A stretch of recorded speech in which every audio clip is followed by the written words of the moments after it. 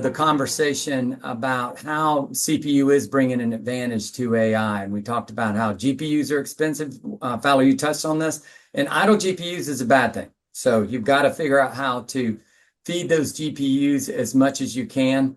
Then we were having conversations around SLMs and how the SLM is a better fit for CPU consumption. And really, instead of throwing a large LLM and everything in the kitchen sink at a particular problem, if you can reduce it down to a SLM that then could be done on CPU, that's going to be, first of all, available, second, less on power, and those kind of things. So that was interesting.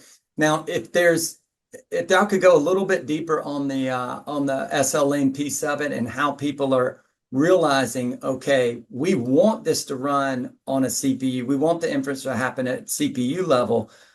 So therefore, the framework up above needs to be designed differently. Use different tools to make sure that can run on a CPU because of the savings and the power and the benefit to having that run on a CPU. Yeah, I mean, I would say that the idea of the model router, basically runs directly into this concept. All right. And so, just to use a Cisco example just for a second to talk about SLMs and the utilization of SLMs, Cisco went and built for our customer base an SLM that was trained on the entirety of Cisco's infrastructure management, security management, and network operations, technical support, et cetera. It's not a multi-trillion parameter model, but by the same token, it doesn't need to worry about cat videos. All it does is advise customers on infrastructure problems. And that's a classic. Now, it's still running in GPU compute, so it doesn't go directly to this idea of being able to run locally on a CPU. But the point is, it is a use case specific SLM.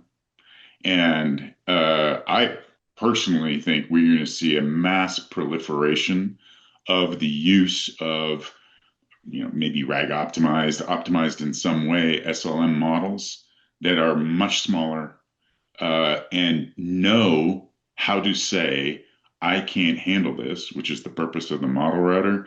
I can't handle this. I need to bump it up to the next level. Fowler, you got a comment you want to make? Oh, I absolutely think as we go down the line, using small language models that are either kind of fine-tuned or specifically trained for given use cases, like you're already seeing some models published that are highly focused on coding, for example.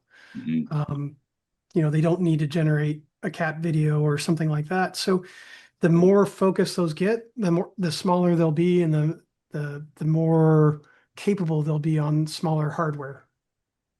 I mean, again, when I don't know the answer to the question, it's always dangerous to ask them. But are there examples of SLMs that can run on generic CPUs today? Absolutely. Yeah.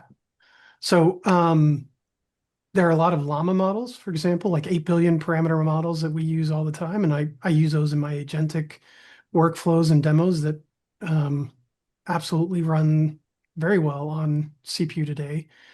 You've got models that are the number that we always say, or that was always published, was around 20 billion parameters. But Yeah. as an architect, there's always it depends in there because it depends on what is the model quantized down to. What are you asking the model to do as from a concurrency standpoint, like how many users and things like that.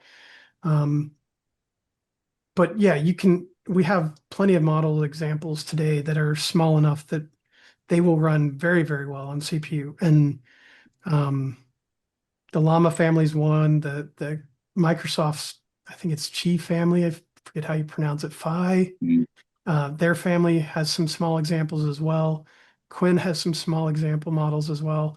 And these are perfectly functional models that you couldn't tell the difference between them and maybe like a large Anthropic unless you were throwing really complex questions at it. Right.